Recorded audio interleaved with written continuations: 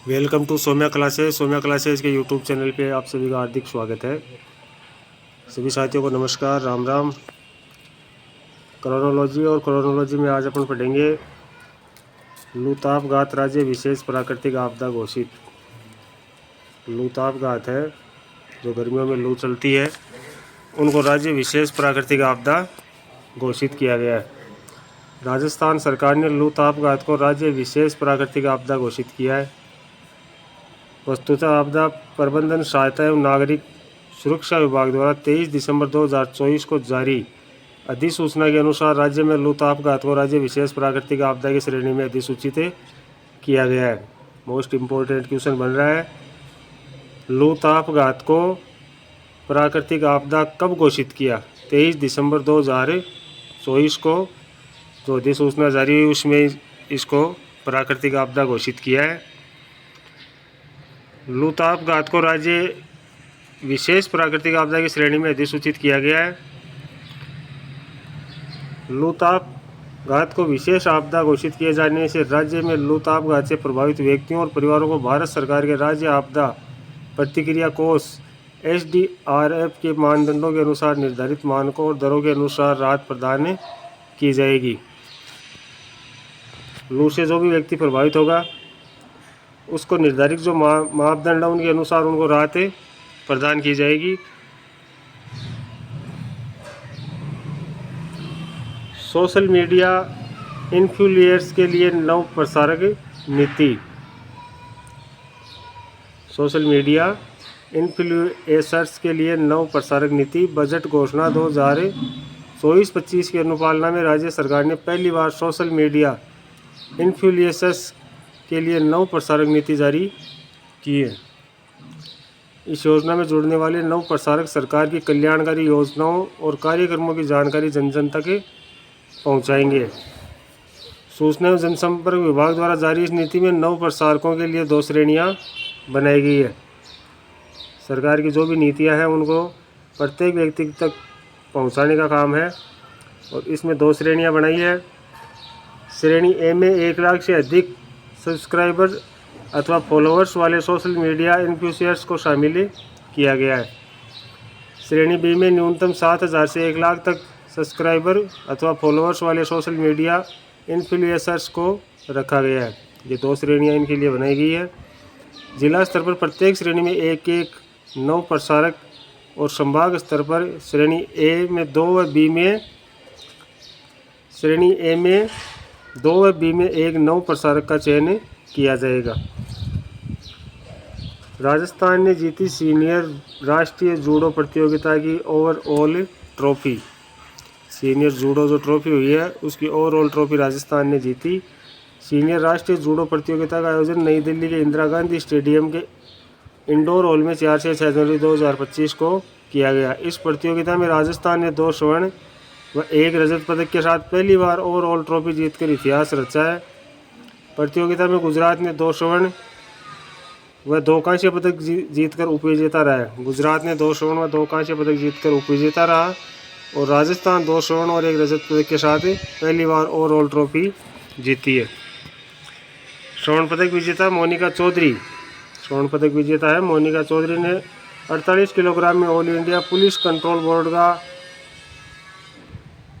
अस्मिता day को पराजित कर स्वर्ण पदक जीता है।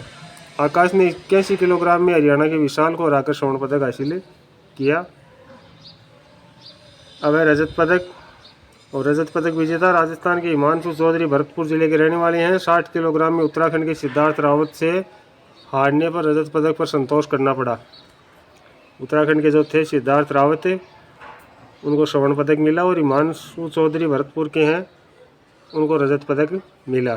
राष्ट्रीय खेल के लिए क्वालिफाई खिलाड़ी इन सभी पदक विजेता खिलाड़ी के साथ ही अंकित कुमार ने 100+ किलोग्राम, ईशिता राठौड़ ने 70 किलोग्राम और संजू चौधरी ने 78+ किलोग्राम में 38वें राष्ट्रीय खेल उत्तराखंड के लिए राजस्थान में क्वालिफाई किया।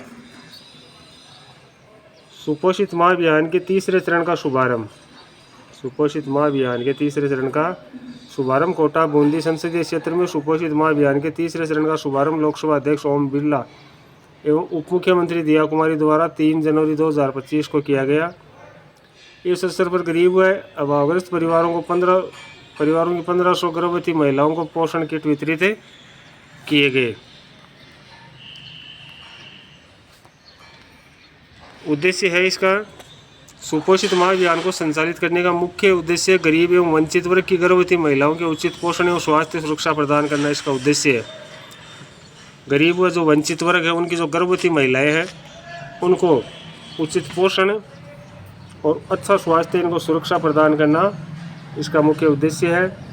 इस अभियान की पहली प्राथमिकता गरीब एवं वंचित वर्ग की गर्भवती महिलाओं को चिन्हित कर 9 माह तक उनकी निःशुल्क जांच एवं पौष्टिक आहार का इंतजाम करना है।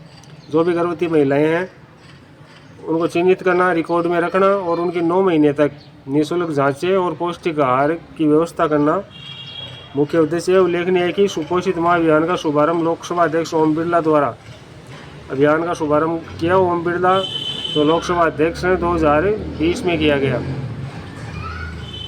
वर्षा जल सहेजने के लिए राज्य में कर्म भूमि से मातृभूमि अभियान संचालित।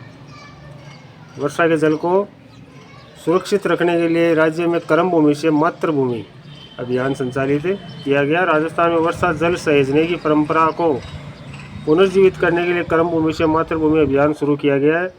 इस अभियान के तहत राज्य सरकार शुरुआती स्तर पर सिरोही, पाली, जोधपुर, भीलवाड़ा, झुंझुनू और जयपुर जिलों में कार्य प्रारंभ किए गए हैं।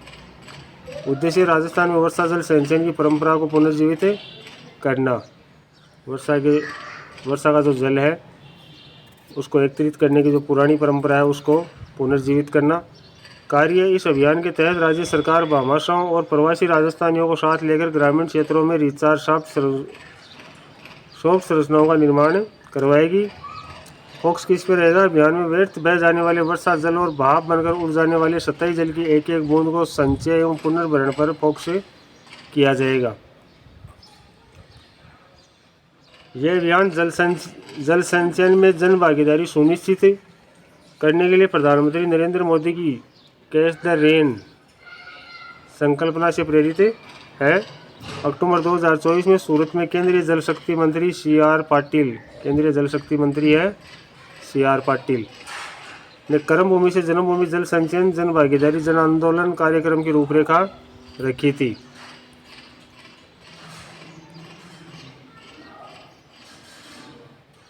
लोकायुक्त ने 36वां वार्षिक प्रतिवेदन राज्यपाल को किया प्रस्तुत। लोकायुक्त राजस्थान न्यायमूर्ति प्रताप कृष्ण लोहरा ने 1 जनवरी 2024 से 31 दिसंबर 2024 तक की अवधि का 36वां वार्षिक प्रतिवेदन राज्यपाल हरिभाऊ बागड़े को 1 जनवरी 2025 को प्रस्तुत किया। जस्टिस श्री लोहरा के कार्यकाल का ये चौथा वार्षिक प्रतिवेदन है। जस्टिस जो लोहरा है उनके कार्यकाल का ये चौथा वार्षिक प्रतिवेदन है। इसके मुख्य बिंदु हैं: लोकायुक्त सचिवालय में 1 जनवरी 2024 को 4041 परिवार लंबित थे तथा वर्ष 2024 में कुल 2068 नवीन शिकायतें प्राप्त हुई। 4041 तो पहले से लंबित थे और 2068 नई शिकायतें प्राप्त हुई। इस प्रकार कुल 6109 परिवादों में से 2311 परिवादों का सूक्ष्मता से अवलोकन गुणावगुण के आधार पर निस्तारण किया गया। लोकायुक्त सचिवालय की ओर से की गई कार्रवाइयों, जांचों और निष्कर्षों की जानकारी इस प्रतिवेदन में शामिल है। इस वार्षिक प्रतिवेदन में विभिन्न प्रशासनिक और न्यायिक पहलुओं की समीक्षा की गई है। विधानसभा के पटल पर रखे जाने के बाद इसे सार्वजनिक किया जाएगा। अलवर, सीकर व बाड़मेर में गठित होगी महिला पुलिस बटालियन। अलवर, सीकर व बाड़मेर में 3 पुलिस बटालियन गठित होगी। राजस्थान में पहले से आड़ी रानी पुलिस बटालियन है। बजट घोषणा की अनुपालना के क्रम में राजस्थान सरकार ने प्रदेश में 3 महिला पुलिस बटालियन गठित किए जाने की वित्तीय और प्रशासनिक मंजूरी जारी कर दी है। और ये 3 महिला पुलिस बटालियन कौन सी होंगी? सीकर में तो होगी पद्मिनी, अलवर में कालीबाई एवं बाड़मेर में अमृता देवी महिला पुलिस बटालियन होंगी। SSC Rajasthan police most important question है, चतुर्श्रेणी कर्मचारी के लिए भी मोस्ट इम्पोर्टेंट है। गृह विभाग ने तीनों बटालियनों में 2216 पद स्वीकृत किए गए। इनमें 500 पद कांस्टेबल के होंगे। तीनों बटालियों में एक कमांडेंट होंगे। इसके साथ ही डिप्टी कमांडेंट के एक सहायक कमांडेंट के 2 कंपनी कमांडर के 3 प्लाटून कमांडर, MT के एक प्लाटून कमांडर, सामान्य के 13 पद होंगे। राज्य की पहली महिला बटालियन आडी रानी की स्थापना 2008 में की गई थी। इसका मुख्यालय है अजमेर में। इन 3 और बटालियन गठन से महिला बटालियन की संख्या हो गई 4। प्रदेश में वर्तमान में 18 बटालियन और अब इन 3 को मिलाकर हो गई 21। पहले 18 थी, 3 को और मिला के हो गई 21। और प्रदेश में कुल 18 में आरएसी की 14 बटालियन है। 18 में से आरएसी की 14 बटालियन है। Jaipur international film festival 2025। Jaipur international film festival का आयोजन जयपुर के राजस्थान इंटरनेशनल सेंटर RIC में 17 से 21 जनवरी 2025 को किया गया। इस बार फेस्टिवल की विशेषता इसका संगीतमय रेड कार्पेट उद्घाटन समारोह रहा, जिसमें देश विदेश के 400 से अधिक फिल्म निर्माताओं, निर्देशकों, निर्माताओं और फिल्म उद्योग के नए दिग्गज शामिल हुए। इस 5 दिवसीय उत्सव में 48 देशों की 57 भाषाओं की 240 फिल्में दिखाई गई। 5 दिवस का जो उत्सव हुआ उसमें 48 देशों की और 57 प्रकार की भाषाओं में 240 फिल्में दिखाई गई। इस वर्ष के आयोजन में राजस्थानी भाषा की 23 फिल्मों के साथ भोजपुरी फिल्मों को भी पहली बार शामिल किया गया। पहली बार राजस्थानी भाषा की 23 फिल्मों को शामिल किया गया और भोजपुरी फिल्म थी उनको भी पहली बार इसमें शामिल किया गया। पुरस्कार best short documentary film award made in paradise, निदेशक है Anirudh Das. Best short film award वोदगा फेंटा, फ्रांस की एलिजाबेथ सिल्वेरो द्वारा निर्देशित है। Best script award Amritsar junction, Aditya Jamble द्वारा निर्देशित। बेस्ट डायरेक्टर अवार्ड अनसुनी चीखे पार्थसारथी महंत द्वारा निर्देशित। Best actor in leading role award Devesh Ranjan film में बहुरूपिया की भूमिका में और Prakash Jha film Amar dies today के लिए। Best actress in leading role award Seema Vishwas film Ansuni Cheekhe के लिए। बेस्ट चिल्ड्रंस फिल्म अवार्ड केकुटरी रानी, रुमाद रानी, देवयानी बेतार बेट द्वारा निर्देशित। अब है सीनियर वॉलीबॉल चैंपियनशिप 69वीं सीनियर नेशनल वॉलीबॉल चैंपियनशिप का आयोजन प्रदेश की राजधानी जयपुर में सवाई मानसिंह इंडोर स्टेडियम में 7 से 13 जनवरी 2025 को किया गया। इसमें देश भर की महिला और पुरुष वर्ग की 65 टीमों के 1200 से ज़्यादा खिलाड़ियों ने हिस्सा लिया। जो सीनियर नेशनल वॉलीबॉल चैंपियनशिप हुई उसमें पूरे देश भर से 65 टीमों के 1200 से ज़्यादा खिलाड़ियों ने इसमें भाग लिया। वॉलीबॉल फेडरेशन ऑफ इंडिया की एड हॉक कमेटी और खेल परिषद द्वारा आयोजित चैंपियनशिप में केरल ने पुरुष वर्ग तथा रेलवे ने महिला वर्ग का खिताब जीता। पुरुषों के फाइनल मुकाबले में केरल ने सर्विसेज की टीम को 25-20, 26-24, 19-25, 21-25, 15-12 से हराया। महिलाओं के फाइनल मुकाबले में रेलवे ने केरल को 25-18, 24-26, 25-15, 25-12 से हराया। राजस्थान जूनियर कबड्डी में राजस्थान ने जीता दोनों वर्गों में कांस्य पदक। पुरुष और महिला दोनों वर्गों में राजस्थान ने कांस्य पदक जीता। हरिद्वार उत्तर प्रदेश में आयोजित 50वीं जूनियर नेशनल कबड्डी चैंपियनशिप में राजस्थान की पुरुष और महिला दोनों टीमों में कांस्य पदक जीता है। बालक वर्ग के सेमीफाइनल में राजस्थान की टीम को उत्तराखंड से हारने के कारण कांस्य पदक मिला। इसी प्रकार बालिका वर्ग में राजस्थान को हरियाणा से हारने के बाद कांस्य पदक मिला। वर्क प्लेस रिपोर्ट 2024 में राजस्थान के 5 शहर शामिल। वर्क प्लेस रिपोर्ट में राजस्थान के 5 शहर 2024 में शामिल। Work place culture consulting firm अवतार द्वारा भारत में महिलाओं के लिए शीर्ष शहर top cities for women in India TCWI शीर्षक से एक सर्वे रिपोर्ट 8 जनवरी 2025 को जारी की गई है। यह रिपोर्ट महिलाओं के लिए कार्यस्थल पर समावेशी और सुरक्षित वातावरण को प्राथमिकता देते हुए 120 शहरों का आकलन करती है। रिपोर्ट में देश के 120 शहरों के सोशल इंक्लूजन स्कोर और इंडस्ट्री इंक्लूजन स्कोर को आधार बनाया गया है। इस रिपोर्ट सूचकांक में राजस्थान के 5 शहर भी शामिल किए गए हैं। सूचकांक में जयपुर 16वें, जोधपुर 34वें, अजमेर 39वें, कोटा 42वें और उदयपुर 84वें स्थान पर रहे। इंडेक्स में राजस्थान के शहर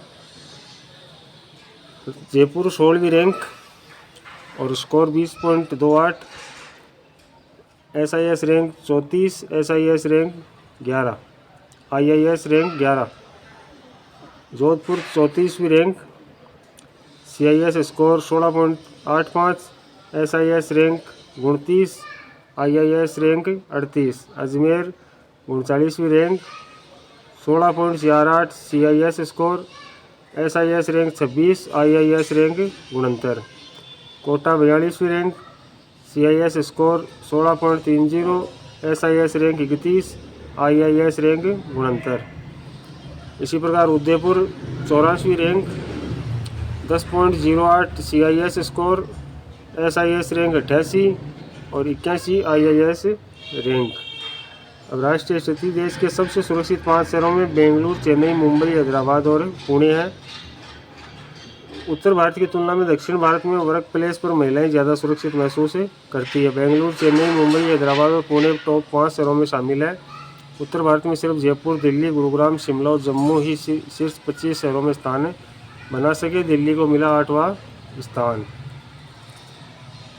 आज की क्रोनोलॉजी में इतना ही। सभी साथी चैनल को लाइक करें, सब्सक्राइब करें, शेयर करें। धन्यवाद। जय हिंद, जय भारत।